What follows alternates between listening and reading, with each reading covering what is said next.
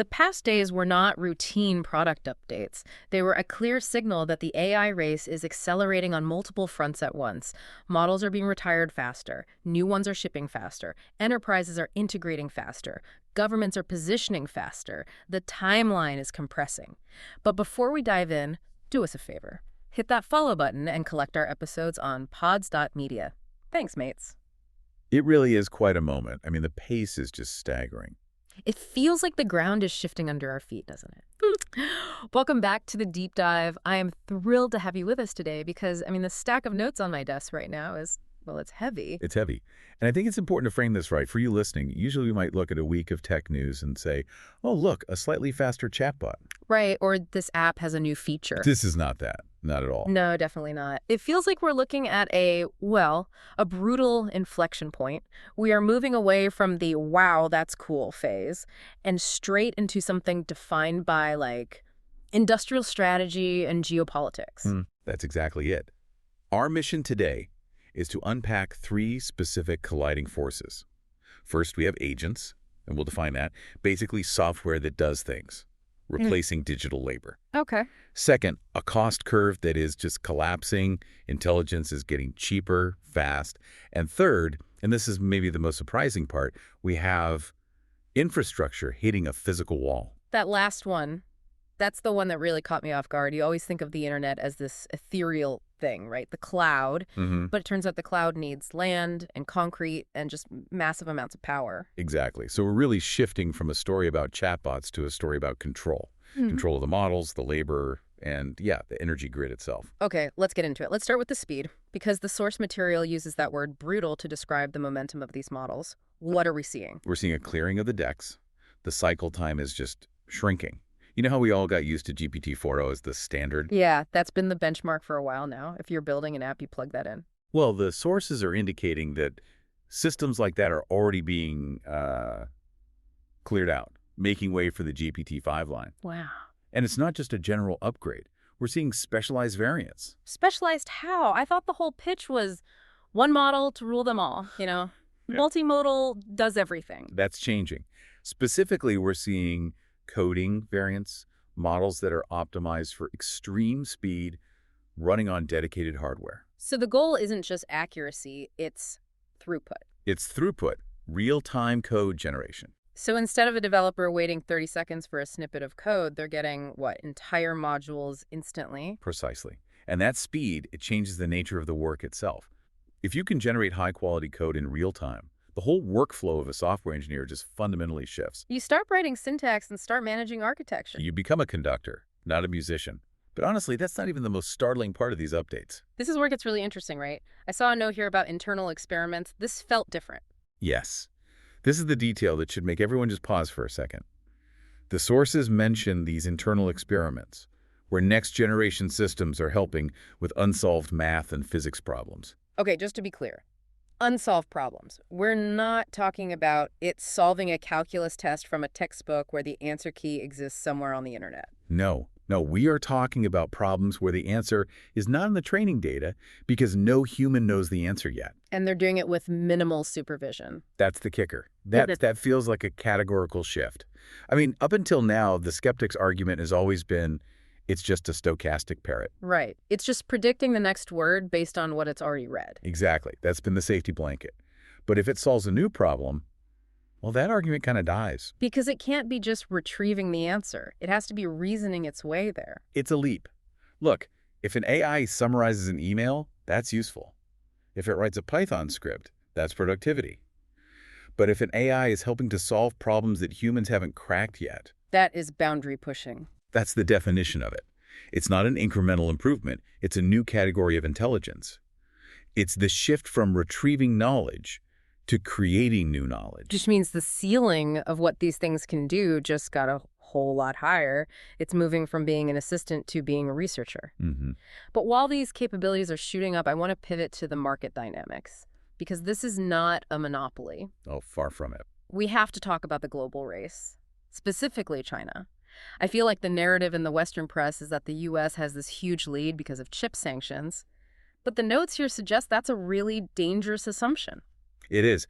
China is absolutely not lagging. In fact, their strategy is fascinating. Yeah. They aren't necessarily trying to beat the US at the God model game, Yeah. the single smartest, most expensive model. Mhm. They're attacking the cost curve. Okay, break that down. Who are the big players there? Well, you've got Alibaba. They just launched Qwen 3.5, and they were very explicit about it. This model is aimed at the agentic era.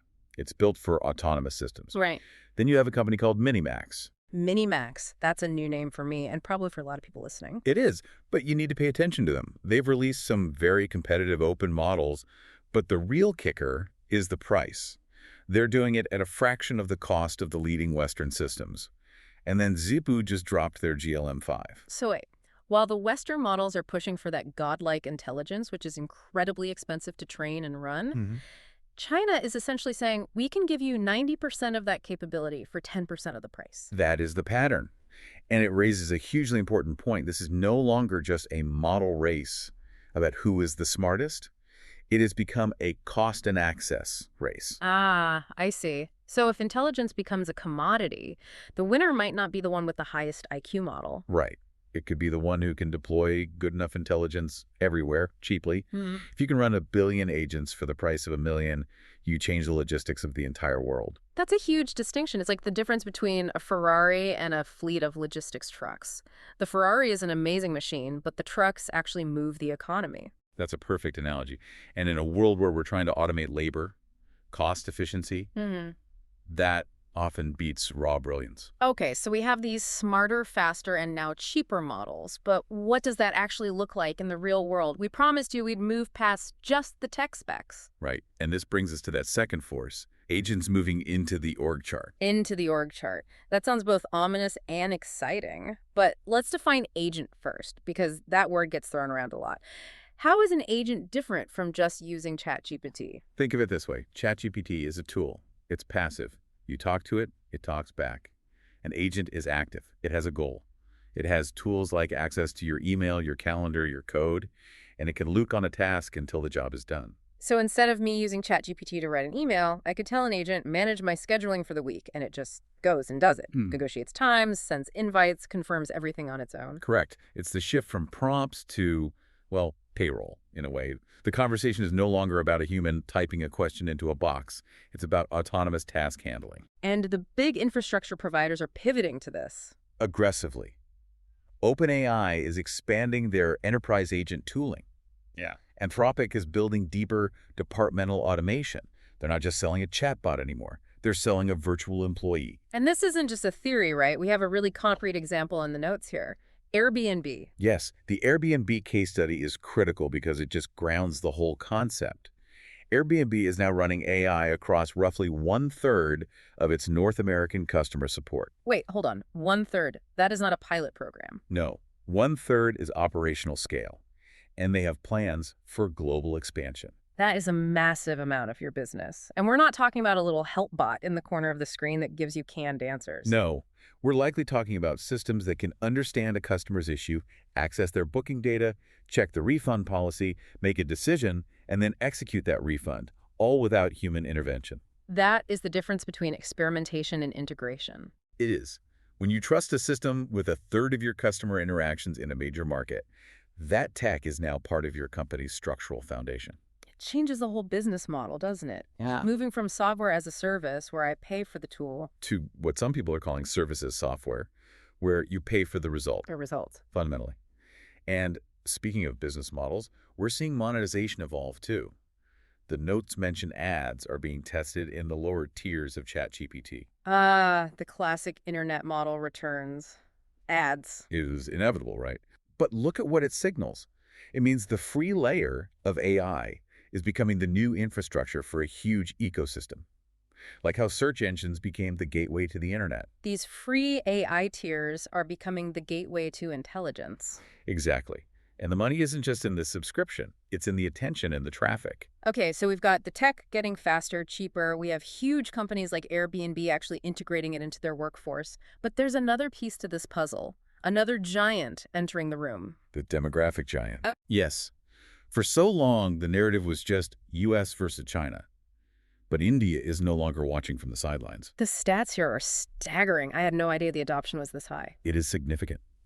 India reportedly has over 100 million weekly ChatGPT users. 100 million. I mean, that's basically a third of the entire U.S. population just as a user base. It ranks second only to the US. Think about that volume.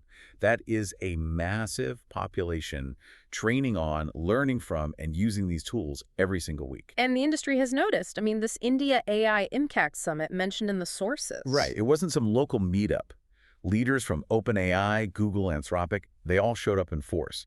You don't send your top people halfway around the world unless you see that region is absolutely critical. And it's not just the users, is it? The government is getting involved. That's right. The Indian government is backing infrastructure with serious capital and, this is the key part, GPU deployment. They're building the compute capacity themselves. So what does that all mean? Why does having 100 million users in India matter to someone listening in New York or London? Because data is the fuel. At this scale, adoption isn't theoretical, it's demographic. When you have that many people integrating AI into their education and their work, you are generating massive amounts of feedback data, RLHF. Right, reinforcement learning from human feedback. Every time a user accepts an answer or regenerates it, they are teaching the model. Exactly. India isn't just a market to sell to, it's a participant that will shape how these tools actually behave and evolve. It creates a gravitational pull on the development of the models themselves. So let's just recap where we are. We've got models reasoning better, solving physics problems. We've got agents doing real work like handling Airbnb tickets. Yeah. We've got China driving costs down and India driving adoption up. It sounds like everything is just expanding, expanding, expanding. But, and here's that plot twist, there's a snag. The physical wall. This is the part of the deep dive where reality just hits like a ton of bricks. Because you can code all day long, but that code runs on chips and chips run on electricity. And that is where the bottleneck is shifting. While the models get smarter and the software gets more efficient, the hardware is hitting the laws of physics and, well, the complexities of local politics. The source material puts it so bluntly. You cannot scale intelligence without scaling energy. That's the core constraint. We're seeing data centers facing pushback in communities across the U.S. Yeah, I've seen these stories. People don't want a massive humming box next door sucking up all the local power and water. Exactly. It's power usage, resource strain, land use. We're seeing a collision between the digital ambition of Silicon Valley and the physical reality of the power grid. And our power grid isn't exactly modern, is it? We're talking about infrastructure that's decades old in some places. It's old, it's regulated, and it is slow to change. You can't just download more voltage. You need transformers, transmission lines, substations. The lead time on some of this stuff, it's measured in years. Oh, yeah. We're talking about high-voltage transformers that have 24 to 36-month waiting lists. So while the AI code updates every week, the power plant updates every, what, decade? If you're lucky, grid capacity is becoming a strategic variable. That sounds so industrial. Like we're talking about steel mills in the 1900s. We basically are. Cool. We're building the factories of the 21st century. And just like those steel mills, they need massive amounts of energy. And energy, as the source notes, has become political. Energy is political. That's a heavy statement. It is. You can write code in a garage. You can launch an app from a coffee shop. But you cannot build a gigawatt-scale data center without negotiating with utility companies, local governments, zoning boards, federal regulators. The barrier to entry is shifting from who can write the best algorithm to who can secure the power contract. So if we zoom out, and I really want you to connect these dots for us, we have these amazing agents, China driving costs down, India adopting at scale, but the lights are flickering, essentially. What is the synthesis here? What's the real struggle? If we look at the Bros Take section from our source material, it argues that the debate is no longer about whether AI works. We know it works. We know it works.